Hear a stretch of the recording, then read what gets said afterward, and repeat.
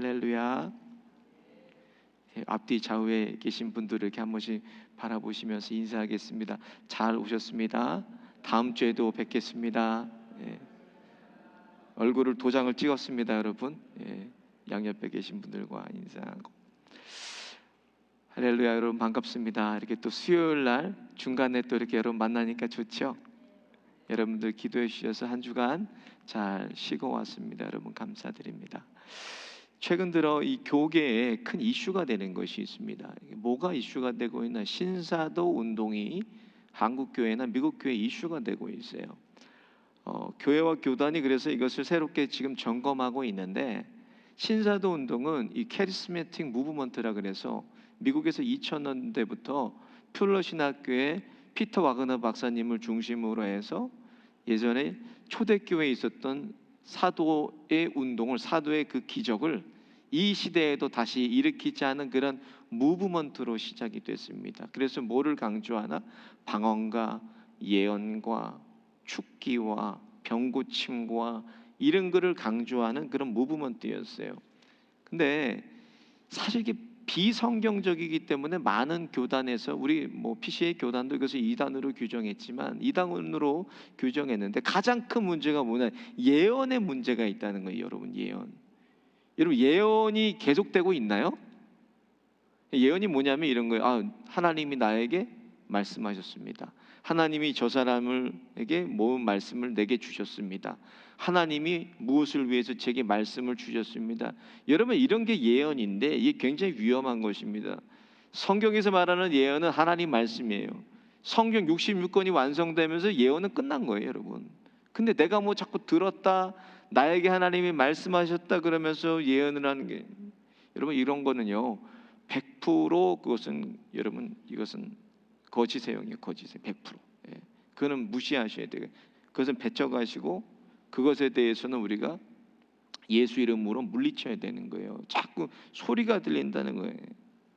그걸 계시라고 하는데, 성경이 하나님 말씀이고 오늘도 나에게 이 말씀으로 하나님이 계시하시고 하나님이 말씀하시는데, 지금도 말씀하시는데, 여러분 그런 예언을 왜 사모합니까? 100% 여러분 다 거짓입니다. 그것은. 성경에서 말하는 예언은 하나님의 말씀이라는 거예요. 성경만 내가 제대로 알아도 건강하게, 건전하게 신앙생활을 할 수가 있는 거예요. 말씀을 제대로 알면 돼요. 그럼 이 성경에서 말씀하는 것이 무엇입니까, 여러분? 성경에서 말씀하는 것, 성경의 주인공이 누구냐는 거예요. 성경의 주인공은 예수 그리스도입니다. 예수님에 대해서 성경이 얘기하고 있어요. 주인은 한 분이에요. 그럼 이 예수님을 우리가 어떻게 믿어야 되는가 질문하는 거예요. 본질적으로 예수 믿는 것이 무엇이 있는가 물어보면 여러분 뭐라고 대답하겠어요? 예수 믿는 거.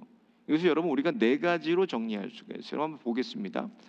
예수님 믿는 것은 뭔가? 먼저 예수가 그리스도이심을 믿는 거예요. 예수님만이 구원자 되시고 예수님만이 저와 여러분을 구원할 수 있다는 구원자로, 그리스도로 믿는 거예요. 예수 믿는 거. 그러니까 다른 이름이 없는 거예요. 오직 예수만이 우리의 구주가 되신다는 겁니다. 이걸 우리가 믿는 거예요. 두 번째로 영생을 믿어요. 영생이라는 것은 무언가, 우리가 이 땅의 시간을 다 마치고 죽었을 때 영생의 시간으로 들어가서 주님과 함께 영생 복락을 누린다는 걸 믿어요. 그러니까 영생이니까 또 무엇을 믿는가? 천국과 지옥을 믿어요. 여러분 천국이 있는 거 믿으시죠? 지옥이 있는 거 믿으십니까? 어디에다 기록이 돼? 성경에다 기록이 되어 있다는 거. 지옥도. 세 번째로 믿는 것은 하나님의 말씀, 성경을 믿어요. 성경을 믿는데 이 말씀을 여러분 우리가 어떻게 믿습니까? 이 말씀을 하나님으로 믿는 거예요. 하나님으로. 말씀이 곧 하나님이시다 그랬어요. 그러니까 말씀을 하나님으로 믿는 거예요. 그리고 마지막으로 우리가 뭘 믿는가? 기도의 능력을 믿어요. 내가 기도하면 반드시 하나님께서 일하시고, 내가 기도하면 반드시 하나님이 그 기도를 이루어 주신다는 걸 믿고 우리가 지금 나와서 이렇게 기도하는 거잖아요, 여러분. 기도의 능력을 우리는 믿어요. 기도하기만 하면은 하나님이 일하시고, 기도하기만 하면 하나님이 응답하시고, 기도하기만 하면 강팍한 심령을 하나님이 녹여서 돌아오게 하여 주시고, 기도하기만 하면 하나님이 나도 살리고 가정도 살리고 세상도 살리신다는 거예요. 기도하면 다 됩니다, 여러분. 똑똑한 사람 통해서 하나님이 일하시는 거 아니잖아요. 여러분 보세요. 똑똑한 사람 통해서 하나님이 일하십니까? 하나님은 기도하는 한 사람을 통해서 일하신다는 거예요. 한 사람이 기도하면 하나님이 그곳에 일하시고 역사하십니다. 이것을 우리가 믿는 거예요. 그래서 기독교의 신앙을 설명하라 그러면 이 네 가지로 우리가 설명할 수가 있어요. 오늘 본문을 보니까 참 너무나 당황스러운 거죠. 나는 지옥 가도 상관없다. 예수를 못 박아 죽인 자들이 베드로 앞에서 베드로가 하는 얘기를 듣고 있어요. 같이 한번 보겠습니다. 베드로가 뭐라 그런지. 시작. 다른 이로서는 구원을 얻을 수 없나니 천하 인간의 구원 얻을 만한 다른 이름을 우리에게 주신 일이 없음이라. 천하 만민에게 구원 얻을 만한 다른 이름을 우리에게 하나님은 주신 일이 없어요. 오직 예수만 우리에게 주셨다는 거예요. 근데 여러분 밤낮 성전에서 구걸하던 안진뱅이를 사도행전 3장에 오늘 바로 앞장에 보면 베드로가 어떻게 일으킵니까? 그를 잡아서 예수의 이름으로 잡아서 일으켜버려요. 그것을 많은 공회에 있는 사람들이 오늘 보고도 그걸 보고도 나는 예수와 상관없으니 예수를 말하지 말라고 하는 거예요. 베드로와 요한에게. 마치 우리가 전도 나가서 예수 천당 불신 지옥 이렇게 전하는데 나는 지옥 가도 좋으니까 딴 데 가서 예수 전하라고, 이런 거랑 마찬가지예요. 여러분 이렇게 하나님이 오늘 본문에 보니까 베드로와 요한이 어디에 있었어요? 공회 앞에 섰는데 예수님을 죽인 자들 아닙니까? 예수님을 죽인 자들 앞에도 예수가 그리스도라는 것을 전하는데 이들이 베드로와 요한을 잡아 죽이지를 못합니다. 그냥 경고만 하고 놓아줘요. 왜 이들이 잡아 죽이지를 못하는가? 하나님이 왜 이들을 살려두시는가? 이유는 간단하다는 거예요. 이유는 하나님이 아직 이들을 다 쓰시지 않았다는 거예요. 저와 여러분도 마찬가지입니다. 하나님께서 이렇게 호흡을 주신 이유가 무엇이에요? 아직까지 하나님께서 저와 여러분 통해서 이루실 일들이 있기 때문에 살려두신 거예요, 우리를. 하나님 우리의 소명과 사명 다하면 데리고 가십니다, 하나님은. 근데 아직까지도 우리가 해야 될 일이 있으니까 이렇게 호흡을 주신 거예요. 예수를 위해서 하려고. 생명 주시는 동안 더 복음을 전하고 더 예수를 증거하고 더 많은 사람을 유익하게 하고 살라고 오늘 저와 여러분에게 하나님께서 생명을 주신 것입니다. 왜 하나님은 우리 인생에 예수 외에는 다른 구원받을 만한 이름을 주시지 않았는가? 먼저 예수 안에만 생명이 있기 때문이에요, 여러분. 다른 곳엔 생명이 없습니다. 이게 진리예요. 변하지 않는, 영원히 변하지 않는 진리가 예수 안에 생명이 있다는 거예요, 여러분. 요한복음 10장 10절에 예수님께서 뭐라고 말씀하십니까? 같이 보겠습니다. 시작. 도적이 오는 것은 도적질하고 죽이고 멸망시키려는 것뿐이요 내가 온 것은 양으로 생명을 얻게 하고 더 풍성하게 하려 하는 것이라고 합니다. 오늘 본문의 앞에 3장의 연장선이 있어요. 오늘 본문이 4장이 성전 미문에서 구걸하던 안진뱅이를 예수의 이름으로 베드로와 요한이 잡아서 일으켰어요.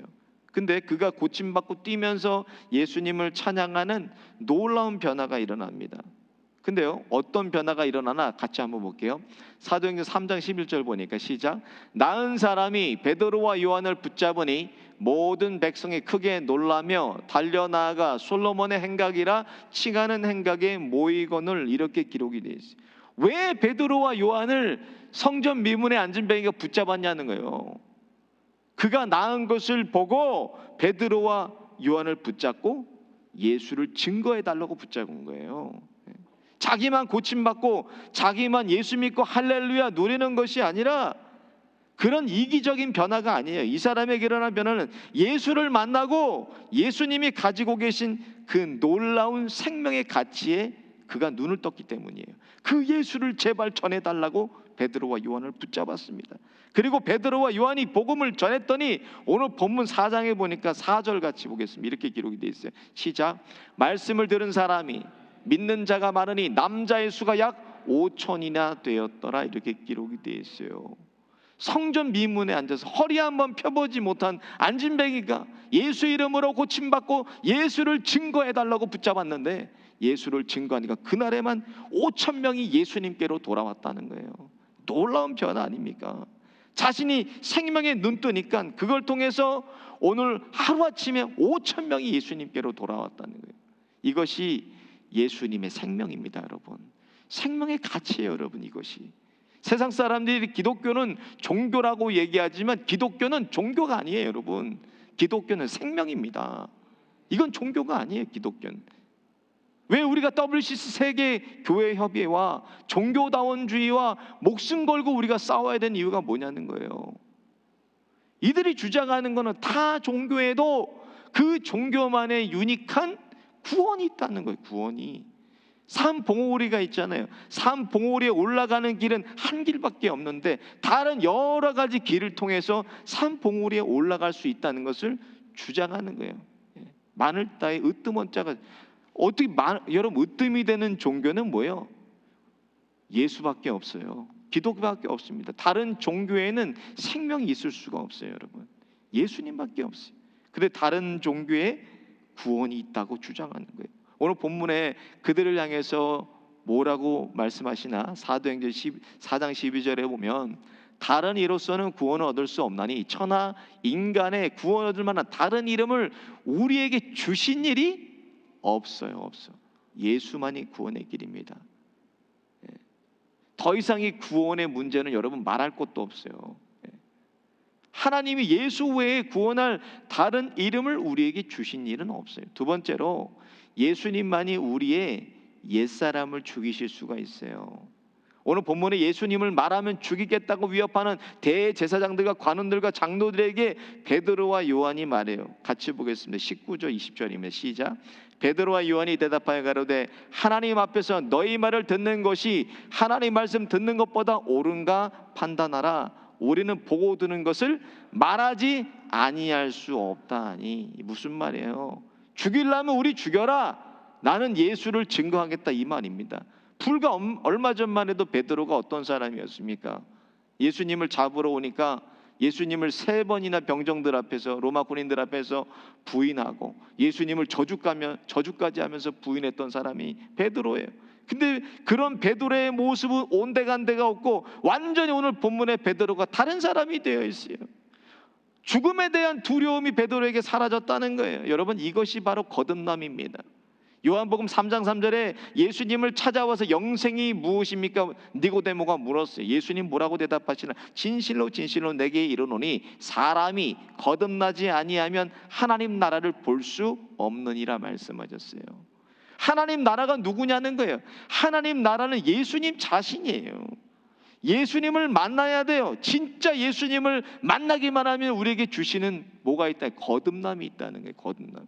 예수를 만나면 내가 다시 예수 안에 태어나게 된다는 거예요. 물과 성령이라고 말씀하신 것이 무엇인가? 육과 영이 성령 안에서 새롭게 태어난다는 거예요. 누구 만나면? 예수 만나기만 하면. 그게 바로 여러분 거듭남입니다. 그러니까 이 거듭남 자체가 전제하는 것은 무엇을 전제하고 있는가? 죽음을 전제하고 있다는 거예요. 먼저는 죽어야 돼, 예수와 함께. 갈라디아서 2장 20절에 내가 그리스도와 함께 십자가에 못 박혔나니 그런즉 이제 내가 산 것이 아니 오직 내 안에 그리스도께서 사신 것이라 바울이 고백했어요. 먼저 죽는 것을 이 거듭남은 전제하고 있어요. 그래야 우리가 다시 태어날 수가 있는 거예요. 그냥 우리가 죽는 신용만 하고 사는 것이 아니라 무엇이 죽어야 되나? 예수 만나면 우리의 과거가 죽어야 돼요. 과거가. 내 예전에 못난 인격, 못된 성품, 성질, 언행, 고집, 완고한 이 교만함도 다 예수와 죽는 것이 거듭남입니다. 종종 사람들이요, 사람들을 보면서 한숨을 쉬고 고개를 저으면서 저 사람 절대 안 변합니다. 저 사람 절대 안 변해. 사람도 아니야. 희망이 없는 인간이야. 이런 말도 하고 수십 년째 보고 있지만 하나도 안 변했대. 하나도 저 사람은. 교회를 얼마나 여러분 오고 간 거 소용없어요. 하나님 앞에는 직분도 목사도 소용없어요. 직분이 뭐가 중요합니까? 진짜 중요한 것은 내가 예수를 만나서 거듭났냐 중요한 거예요. 변화가 되었냐가 중요한 거예요. 밤낮 예수 믿으면 뭐예요? 10년, 20년, 30년 믿으면 똑같은데 똑같아. 내가 정말 예수를 만나면 반드시 내가 거듭나게 돼 있다는 거예요. 본문같이 내 생명을 던져서 예수님을 모든 상황에 우리가 증거할 수 있느냐는 거예요. 내 인생의 진정 예수를 만나야 내 옛사람이 죽게 돼요. 내 못된 옛사람, 상처, 묶이고 꼬였던 인생의 줄을 우리가 예수를 만나야 풀 수가 있는 거예요. 오직 예수님만이 저와 여러분을 변화시키실 수가 있습니다. 그래서 꼭 우리 인생에 누가 필요하나? 예수가 그래서 우리가 필요한 거예요. 예수님 진짜 만나서 내 안에 매일매일 예수를 모시고 예수를 추구하고 닮아가며 예수님처럼 변화되시는 저와 여러분 되시기를 예수님의 이름으로 축원드립니다. 마지막 또 오늘 본문 보니까 악한 것도 때로는 복음의 도구로도 쓰셨다는 거예요. 여러분, 이거 참 이해가 가지 않는 일이에요. 왜 이렇게 악한 자들을 통해서 복음이 전해지게 하실까? 예수님을 죽인 자들 아닙니까? 오늘 베드로와 요한이 설교하는 자들이. 21절에 보니까 관원들이 백성을 인하여 저희를 어떻게 벌할 도리를 찾지 못하고 다시 위협하여 놓아주었는데, 뒤에 보니까 이는 모든 사람이 그 된 일을 보고 하나님께 영광을 돌리리라 그랬어요. 이 못된 일들, 이 악한 자들을 통해서도 하나님께서 복음이 전파되게 하시고 영광을 받으셨다는 거예요. 관원들이 예수님을 신성의 모독죄로 몰아갖고 십자가에 못 박혀 죽인 자들 아닙니까? 세상적으로는 악한 자들이에요. 이런 자들은 예수님을 십자가에 못 박힌 자들, 두려워서 그들이 그런데 베드로와 요한을 건드리지 못하고 위협만 하고 놓아줬다는 거. 오늘 본문에는 이것을 보고 모든 사람이 하나님께 영광을 돌렸다고 기록하고 있어요. 이후에도 베드로와 요한은 더 이상 죽음을 두려워하지 않고 성령 행전을 써내려갑니다. 출애굽 8대를 보면요, 출애굽기 7장 3절에 하나님이 이렇게 말씀하세요. 내가 바로의 마음을 강팍케 하고 나의 표징과 나의 이적을 애굽 땅에 많이 행하리라마는. 이게 무슨 말입니까? 바로의 마음을 악하게 하신 분이 누구냐는 거예요. 하나님이라. 하나님이.